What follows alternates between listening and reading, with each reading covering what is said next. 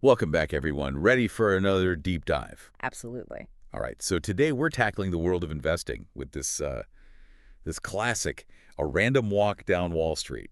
It's a good one. Yeah, and a lot of people think investing is just about, picking the right stocks and getting rich quick. Yeah. But this book, it really dives into how markets work, Hmm. why they sometimes seem so unpredictable, Hmm. and how understanding that is actually the key to making smart choices long term. Definitely.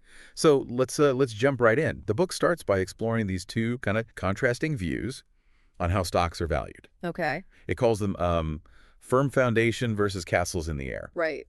Right. So what's the firm foundation theory all about? Well, it argues that the stock's true worth, like its intrinsic value, it's Mhm. based on these solid fundamentals like future earnings and dividends. It's like, think about buying a house. You'd look at the location, the size, the condition. Yeah. Right. It's kind of the same idea with a company. You'd assess its financial health, its growth potential, all that to figure out what it's really worth.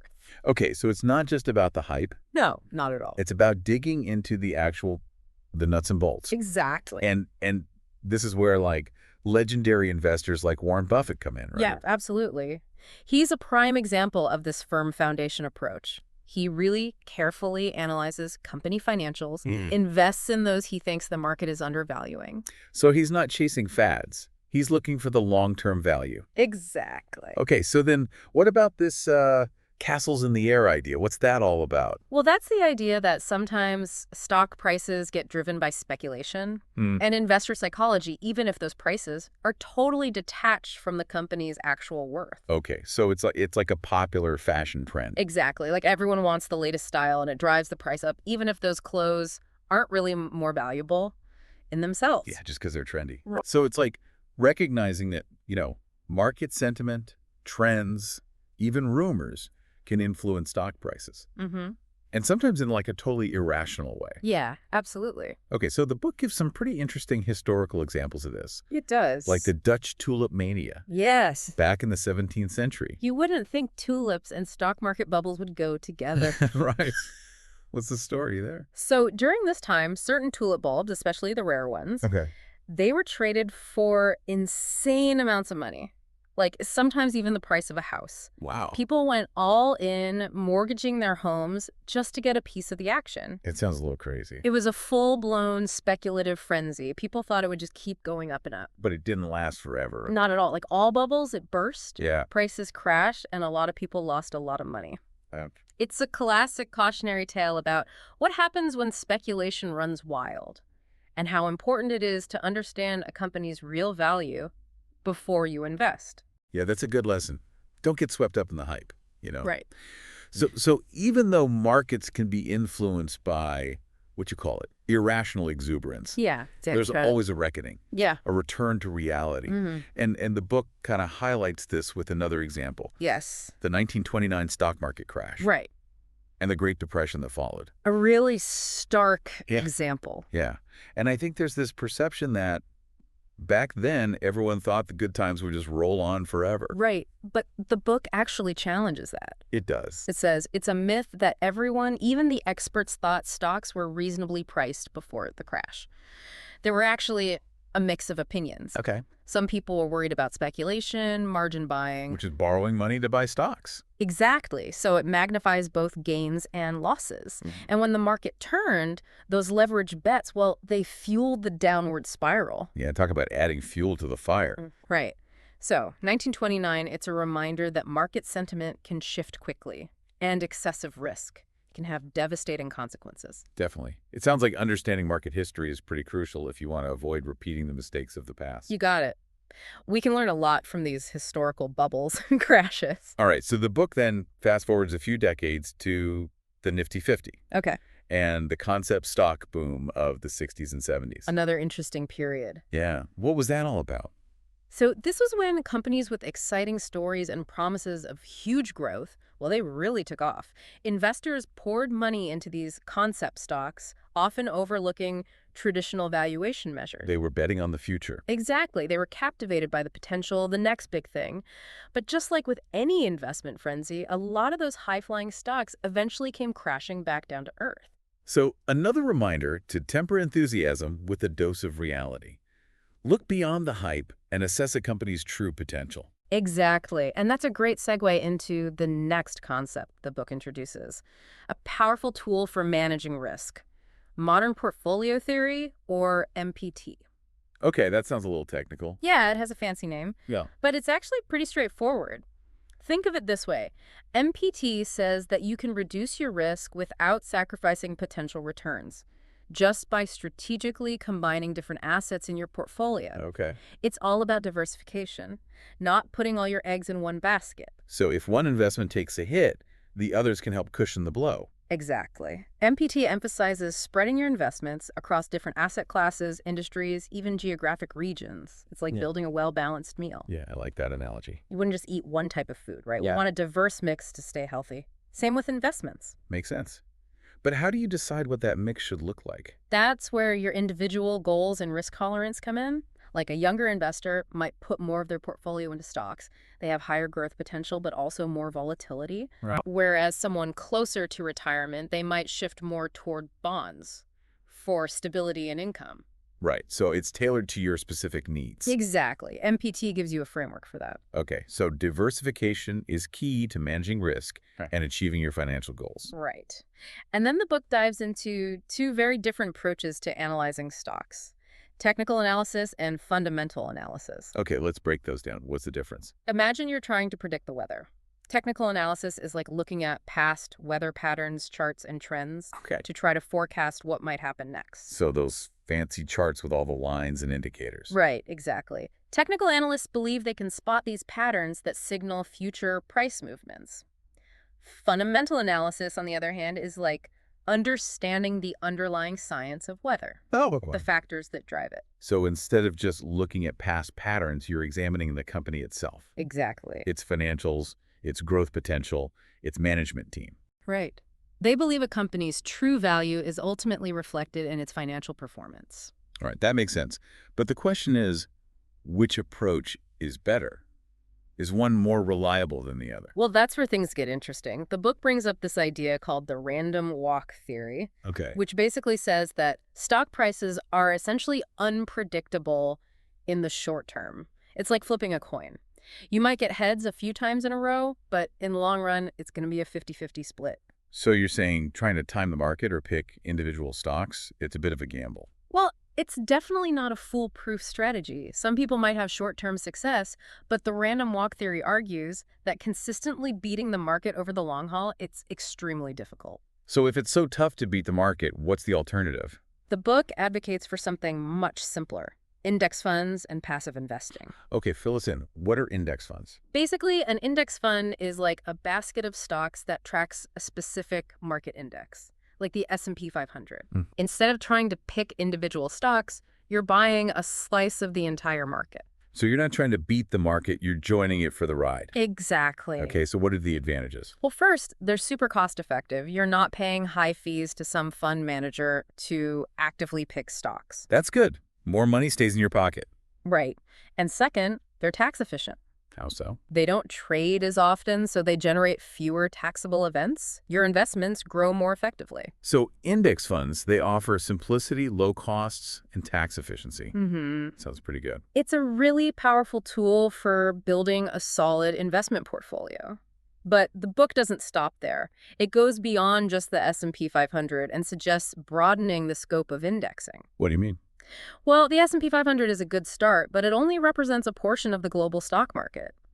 The book suggests looking into broader indexes like the Wilshire 5000, which includes a wider range of U.S. companies, even the smaller ones. So it's about diversifying beyond just the big players, potentially tapping into some hidden gems. Exactly. A broader index gives you more exposure to the market's growth potential. Okay, interesting. And the book also really emphasizes international diversification. Yeah, that makes sense. The world is a big place, and there are investment opportunities everywhere. Absolutely. By including international stocks in your portfolio, you can reduce risk and capture those global growth opportunities. It's interesting, how the book explores those kind of quirks in the market, the things that don't quite fit with the idea that markets are efficient. Right, like, are there times when certain types of stocks do better than others, even though the theory says all the information's already priced in?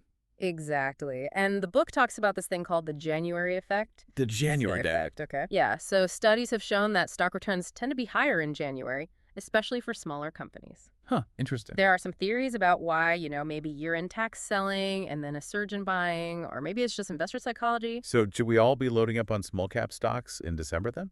And then selling them in February? Whoa, hold on. Just because something happened in the past doesn't mean it'll keep happening, right? Right, good point. Markets are always changing. What worked yesterday might not work tomorrow. Okay, so don't bet the farm on the January effect. Hmm. So what other anomalies does the book talk about? Well, there's this tendency for stocks with low price-to-earnings ratios, or PEs, to do better than those with high PEs. Okay. Think of it like, you're at the grocery store comparing two brands of cereal. Okay. One's cheaper per ounce than the other. If they both look good, you might go for the cheaper one, right? Right, assuming you're getting more value for your money. Yeah, exactly. So a low PE ratio, it could suggest that a company is undervalued by the market, like you're getting a deal on that cereal. Makes sense. But I guess it's not always that simple. Of course not. You have to consider other things like the company's growth potential and the whole industry context. A low PE could just mean investors are pessimistic about the company's future. Right, it's like that saying, you get what you pay for. Sometimes a low price is a warning sign, not a bargain. Exactly. You got to look deeper. What about other valuation metrics? What else is there? Well, the book also talks about the price-to-book ratio, which compares a company's market value to its book value. Basically the net worth of its assets. Okay. Stocks with low price-to-book ratios, they've historically tended to do better, which again suggests they might be undervalued. So we've got the PE ratio, the price-to-book ratio. Any other clues that a stock might be a hidden gem? Well, the book mentions a popular strategy called the Dogs of the Dow approach. Dogs of the Dow. That sounds interesting.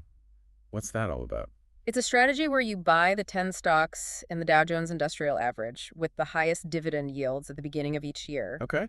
It's a contrarian strategy. You're betting on the underdogs. The ones that might be out of favor. Right. But they're still paying out decent dividends. The idea is that they're undervalued and they're ready for a comeback. Yeah, exactly. Sounds tempting. But like we've been saying, past performance isn't a guarantee. You got it. Dogs of the Dow has had some good periods, but it's not a magic formula. Okay, so we've looked at these anomalies, these strategies, some based on valuation, some on trends. There's a lot of different approaches out there. That's true. But I think the main takeaway from all this is that while markets might have some predictable patterns, they're generally efficient. Meaning it's really hard to consistently beat the market by trying to time it or pick individual stocks. Right. And the book really stresses that for most investors, a simpler approach is better. So instead of trying to be a stock-picking guru, Yeah. we should focus on building a solid plan, understand our risk tolerance, and just be disciplined. You got it. And the book actually gives a framework for doing just that. Okay. It's called the Life Cycle Investment Guide. Life Cycle Investment Guide. Tell me more. It's all about adjusting your asset allocation. The mix of stocks, bonds, and other investments based on your age and where you are in life. Okay, like choosing the right clothes for the weather. When you're younger, you might dress a little more daringly, willing to tolerate some cold because you know you'll warm up eventually. That's a great way to put it. But as you get older, you might want more layers. You prioritize comfort and protection. Yeah, exactly. And it's similar with investing. A younger investor, they have a longer time horizon. They might put more into stocks because they have higher growth potential, but they're also more volatile. They can ride out the ups and downs. They have time to recover. And as you get closer to retirement, you shift more towards bonds. Right, because they're less volatile, provide a steadier income. So this life cycle guide, it helps you tailor your investments as your needs change. Exactly. It's a good framework. But it's not just about asset allocation. The book also talks about regular savings. Yeah, the pay yourself first idea. Even if it's a small amount, just be consistent. Absolutely. Even small amounts saved regularly can grow a lot over time thanks to compounding. Compounding, that's the magic of earning interest on your interest. Exactly. It keeps building on itself. Like a snowball rolling downhill, getting bigger and bigger. That's a great image. And the book also highlights the benefits of tax-advantaged savings vehicles like IRAs and 401ks. Those accounts let your investments grow without being taxed until you withdraw them in retirement. Right. And that tax deferral, it can really boost your long-term returns. So we've got asset allocation, regular savings, tax-advantaged accounts. Sounds like a pretty solid plan. It is. And remember, we talked about index funds before. The book's a big fan, but it says to Think bigger than just the S&P 500. Right. Diversify across different types of assets, industries, different parts of the world. Exactly. Look into index funds that track those broader market indices, like the Wilshire 5000, which has a wider range of U.S. companies. And don't forget about international diversification. Right. There's a whole world of investment opportunities out there. Okay, so let's shift gears a bit. What about choosing a broker? What does the book say about that? Well, it talks about the rise of discount brokers. They offer lower trading commissions than those traditional full-service brokers. So you can save some money. Yeah, but you got to consider how much service you need, right? Right. If you're comfortable doing your own research, making your own decisions, a discount broker might be fine. But if you want personalized advice, a full-service broker might be a better fit. Okay, makes sense. Now let's talk about mutual funds. What does the book say about evaluating those? One big thing is to pay attention to expense ratios. Those are the annual fees charged by the fund, right? Right. And high expense ratios can really eat into your returns over time. So, something to watch out for. Definitely. The book also cautions against chasing past performance, Just because a fund did well last year doesn't mean it'll do well this year. Right. Past performance isn't everything. Exactly. It's better to focus on things like the fund's investment strategy, its risk level, and how consistent its returns have been. Do your research and choose funds that match your goals and risk tolerance. Exactly. The book also talks about the potential benefits of closed-end funds. Closed-end funds, those are the ones that issue a fixed number of shares, and they trade on an exchange, like stocks. Right. They can sometimes trade at a discount to their net asset value, or NAV. NAV being the per share value of the fund's holdings. Right. So if you find a closed-end fund trading at a discount, you might be able to buy its assets for less than they're worth. Interesting, but there must be some risks too, right? Of course. The book warns that those discounts can stick around for a while, and they might not always close. So it's not a sure thing. Okay, so we've covered a lot here, from market anomalies and strategies to choosing a broker and evaluating mutual funds. A random walk down Wall Street really seems to cover a lot for investors at all levels. It really does. And while it goes into all these different aspects of investing, I think the big message is that while markets might not be perfectly efficient, they're pretty close. So for most of us, trying to beat the market consistently, it's a losing game. Right. Instead, the book says to go for a disciplined, long-term approach. Focus on diversification, low-cost index funds, regular savings. Build a solid foundation and let compounding work its magic. Exactly. And remember, investing is a journey. It's not about getting rich quick. Enjoy the ride. Through all this whole exploration of a random walk down Wall Street, Yeah. we keep coming back to this idea that markets are driven by both logic and psychology. Right. It's like this fascinating push and pull Yeah. between, rational analysis and those moments where emotions kind of take over. And that's what makes it so tricky, right? You're trying to assess a company's real potential, but you're also navigating these sometimes unpredictable waves of market sentiment. So how can you tell the difference between a genuinely promising investment and something that's just hype, a passing fad? Yeah, that's the million-dollar question. Right. And the book does offer some good insights into that. Okay, lay it on me.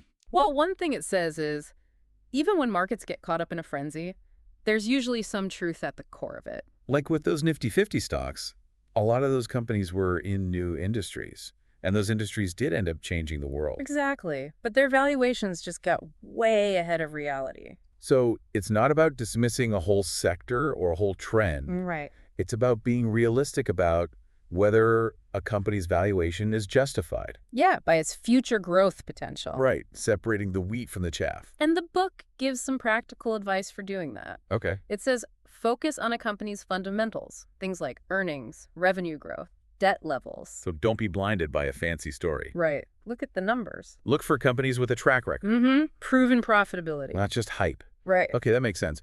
What about the people running the company, though? Does management matter? Absolutely. The book emphasizes strong ethical leadership.